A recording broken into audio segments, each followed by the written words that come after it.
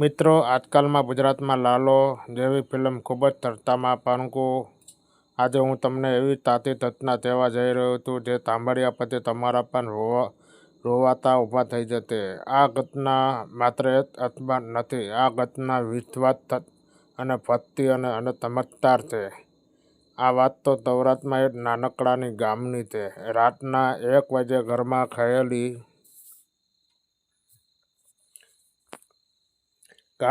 ગામ આખું ઊંઘમાં હતું. માત્ર એક ઘરમાં લાઈટ જલતી હતી. એક ઘર હતું હરિભાઈનું. અચાનક દરવાજો ધડાધડ વાગવા લાગ્યો. હરિભાઈને ગભરાઈને બહાર આવ્યા. બહાર રમેશભાઈ ઊભા હતા અને ચહેરો પસીના ભીંજાઈ ગયેલો, આંખોનો ડર. હરિભાઈને મારો દીકરો સમુદ્રમાં ફસાઈ ગયો છે. પુત્રનો પ્રવાસ. રમેશભાઈનો દીકરો સતીનનો પત્નીનો ઘાયલ અને 7 વર્ષની દીકરી રિયા બધાને સોમનાથ જઈ દર્શન થઈ ગયા હતા. દરિયા મજા લેવા એમણે એક ખાનગીની બોટ ભાડે લીધી. શરૂઆત બધું જ સામાન્ય હતું, પણ અચાનક પવન, મોજા, વાવાઝોડું, બોટ નિયંત્રણનું બહાર આવ્યું અને થયેલો ફોન. સતીને ગભરાટ થઈ. પિતાને ફોન કર્યો તો પપ્પા, બોટ ડૂબી રહી છે, અમને બચાવો. પતિને ફોન સ્વિચ ઓફ કર્યો. વીરાને ટાપુ ખબર પડી તો બોટ એક અજાણ ટાપુ પાસે હતી ગયો. ચારે બાજુ જંગલમાં, ન માણસ, ન મજર, ન પાણી, માત્ર તડકો અને જીવજંતુ અને ભૂખ અને તરસ. આ નાની દીકરીને પતતી દીકરીને રિયા રોજ પથ્થર ઉપર શિવજીનું ચિત્ર દોરતી અને બોલતી, મહાદેવ જરૂર બચાવશે. પણ પિતાને સતીન જુસ્સો થયો, ભગવાન નથી, હવે કોઈ આપણે બચાવી શકે એવું નથી. નાની દીકરી રડી. આ દિવસ પછી ભૂખ, તરસ, નબળાઈ, નિરાશ, બધા લગભગ બેહોશ થવાની કગાર પર.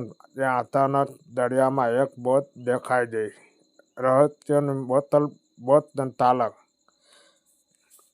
બોટમાં જે માણસ, ગળામાં ત્રિશુળનું પેન્ડલ, સફેદ કપડાં, શાંતિ ભર્યું ચહેરું. તેણે બધાને પાણીમાં પીવડાવ્યું, ફળ આપ્યા, દવા આપી અને કહ્યું, ડરો નહીં, હવે તમે સુરક્ષિત છો. તટ ઉપર પહોંચતા સોમનાથ બંદરો બધાને ઉતાર્યા. સતીને પૈસા આપવા માંગ્યા. માણસને હસીને બોલ્યો, મદદનું મૂલ્ય નથી હોતું. નામ પૂછ્યું, તે બોલ્યો, હું રુદ્ર છું. ચમત્કાર. નાની રિયાને પાસે માણસને જે પથ્થર આપ્યો હતો, જે પથ્થર જેણે શિવજીને દોર્યા હતા, તે ટાપુ પર રહી ગયો હતો. બધાને હતબક્કા. પપ્પા અને સતીના આંખમાંથી આંસુ આવી ગયા. ગામને ખુશખબર. સતીને તરત જ પિતાને ફોન કર્યો, પપ્પા, અમે બચી ગયા છીએ. ગામને આનંદ છવાઈ ગયો. મંદિરને દર્શન. પરિવારનો સીધું સોમનાથ મંદિર ગયો. દર્શન ઊભા હતા. અચાનક એ માણસને જે કપડાં, પેન્ડલને પણ અગાઉ ઊભેલા કોઈને તેને જોયા નહીં. સત્ય ખુલ્યું. પંડિતને બોલ્યા, બેટા, આ તો મહાદેવનું સપૂત છે. એ ભક્તો બતાવતા સાથે આવે તો સતીને ત્યાં જમીન પર બેસી ગયો. આંખમાં આંસુ વહેવા લાગ્યો. દૈવી સંદેશ. મિત્રો, આ વાર્તા આપણે એક વાત શીખીએ છીએ, જ્યાં વિશ્વાસ હોય, જ્યાં ભગવાનને જાતે રસ્તો બનાવી આપશે. બાળકો ભક્તિ ક્યારેય ખોટી નથી. અને આ અહંકારનો ખૂટે ત્યારે ચમત્કાર થાય છે.